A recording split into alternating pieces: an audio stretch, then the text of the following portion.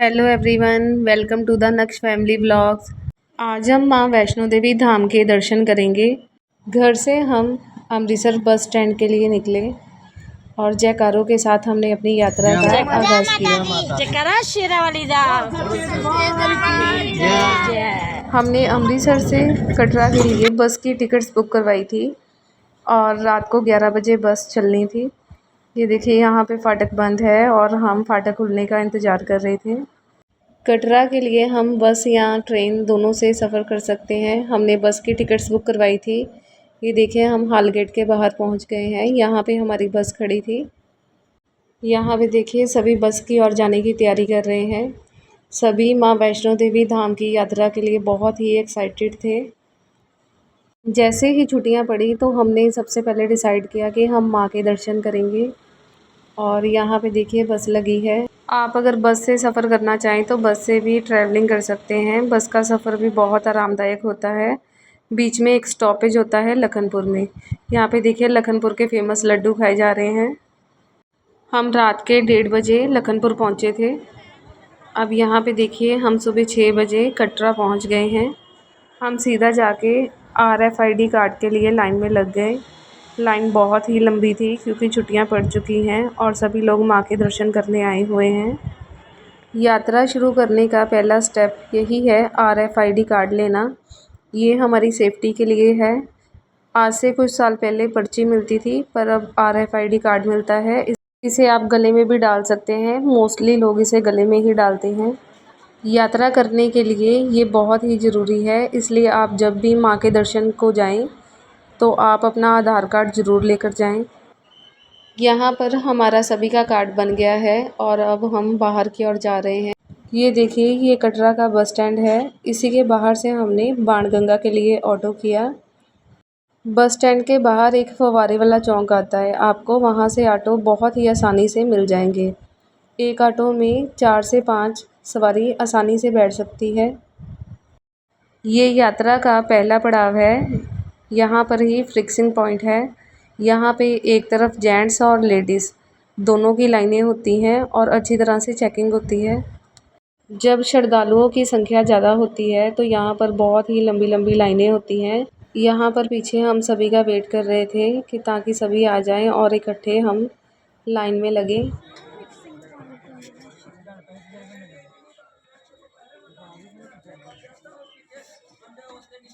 यहाँ पे हमने फिक्सिंग पॉइंट पार कर लिया है और यात्रा हमने स्टार्ट कर दी है। यहाँ पे देखिए सबसे पहले यात्रा करते समय आपको गुलशन कुमार का लंगर मिलेगा।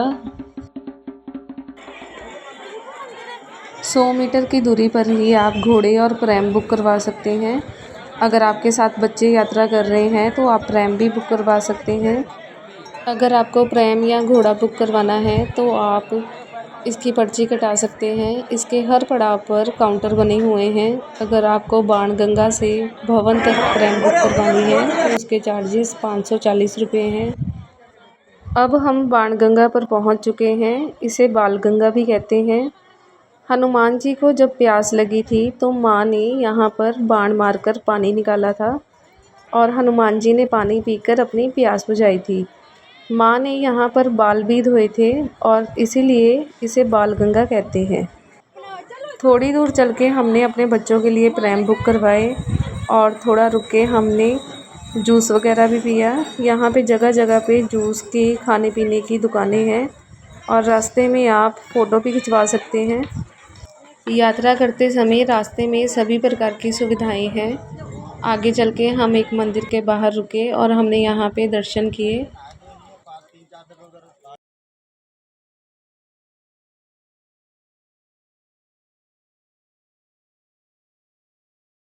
जयकारों के साथ हम आगे बढ़े। रास्ते में हर तरह की दुकानें हैं। आपको आसानी से हर चीज़ मिल जाएगी। यहाँ पे देखिए आप यहाँ पे फ़ोटो भी खिंचवा सकते हैं। 5 मिनट के बाद ही फ़ोटो तैयार होके आपको मिल जाएगी। ये खिलौने की दुकानें हैं और यहाँ पे मेडिकल सुविधा भी जगह जगह पर मौजूद है। शौचालय की सुविधा भी हर 500 मीटर की दूरी पर है।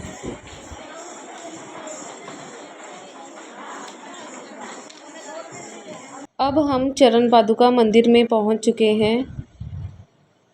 माँ वैष्णो देवी जी का जब भैरवनाथ पीछा कर रहे थे तो माँ ने यहाँ से पीछे मुड़कर देखा था कि भैरवनाथ आ रहे हैं या नहीं। तब माँ के चरणों के चिन्ह यहाँ पर बन गए थे। ये मंदिर चरण पादुका के नाम से जाना जाता है। हम सभी ने यहाँ पर चरण पादुका मंदिर के दर्शन किए और आशीर्वाद प्राप्त किया।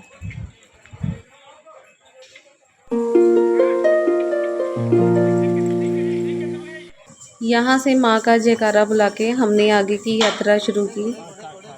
अगर आपके साथ बुजुर्ग यात्रा कर रहे हैं तो वो घोड़ा भी बुक करवा सकते हैं, बाणगंगा से अर्धकुंवारी तक और अर्धकुंवारी से भवन तक।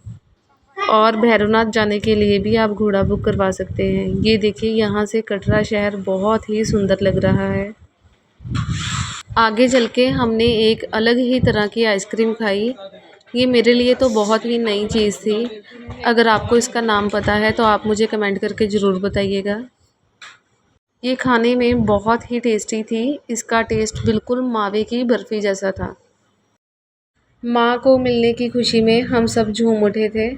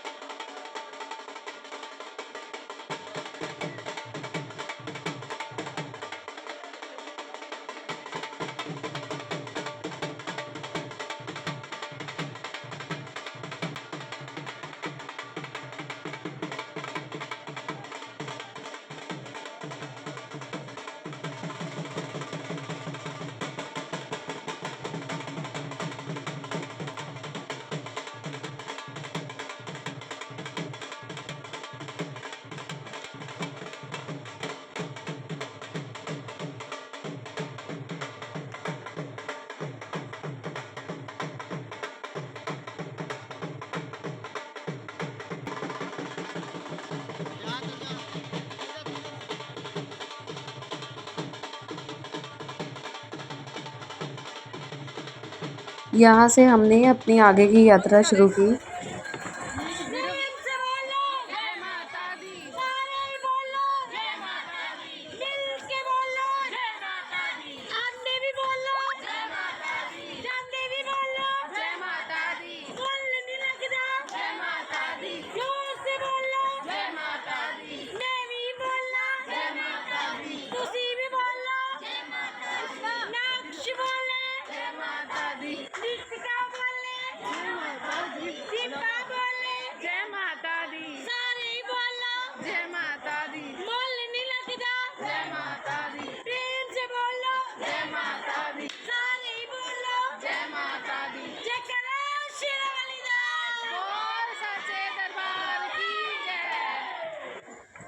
यहाँ से देखिए, रास्ता दो हिस्सों में डिवाइड हो जाता है। एक रास्ता शॉर्टकट होके भवन की ओर जाता है और दूसरा अर्धकुंवारी से होके भवन की ओर जाता है, लेकिन आगे जाके ये भी रास्ता दो हिस्सों में बढ़ जाता है। कुछ ही दिनों में आने वाले व्लॉग में हम आपको अर्धकुंवारी मंदिर और भैरव बाबा मंदिर के दर्शन करवाएंगे।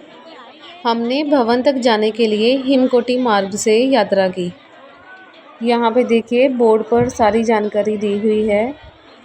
अर्धकुंवारी से आप भवन के लिए वैन से भी यात्रा कर सकते हैं, लेकिन इसकी टिकट आपको ऑनलाइन बुक करवानी होती है। ये देखिए वेटिंग हॉल में श्रद्धालु अपनी बारी का इंतज़ार कर रहे हैं। ये सभी वह श्रद्धालु हैं जिन्होंने वैन के लिए ऑनलाइन बुकिंग करवाई हुई है।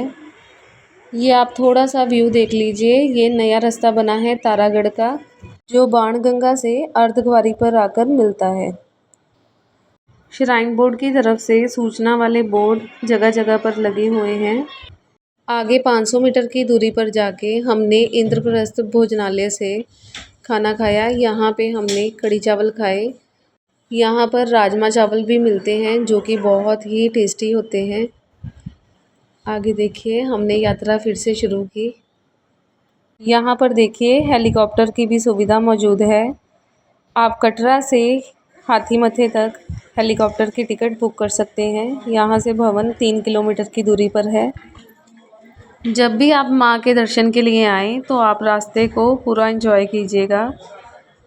अगर आप ये सोचते रहेंगे कब भवन आएगा, कब पहुँचेंगे, तो आपको उतना ही कठिन लगेगा।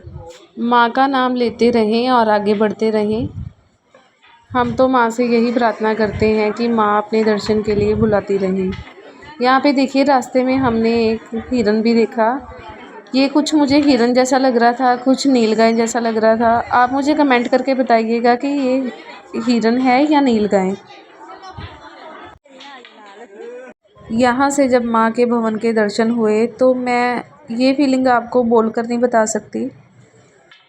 मन को इतना सुकून मिला कि अब तो बस माँ को मिलने की जल्दी थी। माँ भगवती से यही प्रार्थना की कि हमें इसी तरह अपने दर्शन के लिए बुलाती रहे। सारे बोलो जय माता दी, मिल के बोलो जय माता दी। यहाँ से 1 किलोमीटर की दूरी पर पार्वती भवन बना है। यहाँ पर हर तरह की सुविधा मौजूद है। आप अगर लॉकर लेना चाहें लॉकर भी मिल जाएगा। और यहाँ पे स्त्री पुरुषों के लिए अलग अलग स्नान करने के लिए जगह बनी है। यहाँ पे हमने स्नान किया और हम माथा टेकने के लिए तैयार हो गए। भैरव बाबा के दर्शन के लिए रोपवे की भी सुविधा है। आगे जाके आप इसकी टिकट बुक करवा सकते हैं।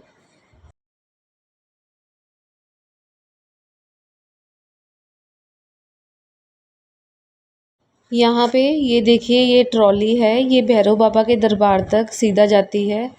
आप इसकी टिकट बुक करवा के भैरव बाबा के दर्शन कर सकते हैं। एक बार मेरे साथ बोलिए जय माता दी। आगे चल के हमने प्रसाद लिया और यहाँ से कैमरे आगे अलाउड नहीं है, तो हमने अपना मोबाइल यहीं पर जमा करवा दिया। अब हम दर्शन करके वापस आ चुके हैं। यहाँ पे हमने खाना खाया और चाय पी। भवन पर हम 3-4 घंटे के लिए रुके। कुछ ही दिनों में आने वाले व्लॉग में मैं आपको भैरव बाबा और माता अर्धकुंवारी मंदिर के दर्शन करवाऊंगी। यहाँ से हमने वापसी के लिए बच्चों के लिए फिर से प्रेम की।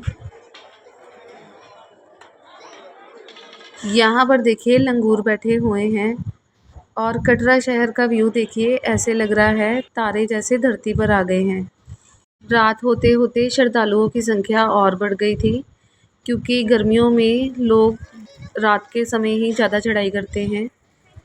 यहाँ पर दिन हो या रात हो आपको हर प्रकार की सुविधा प्राप्त होगी।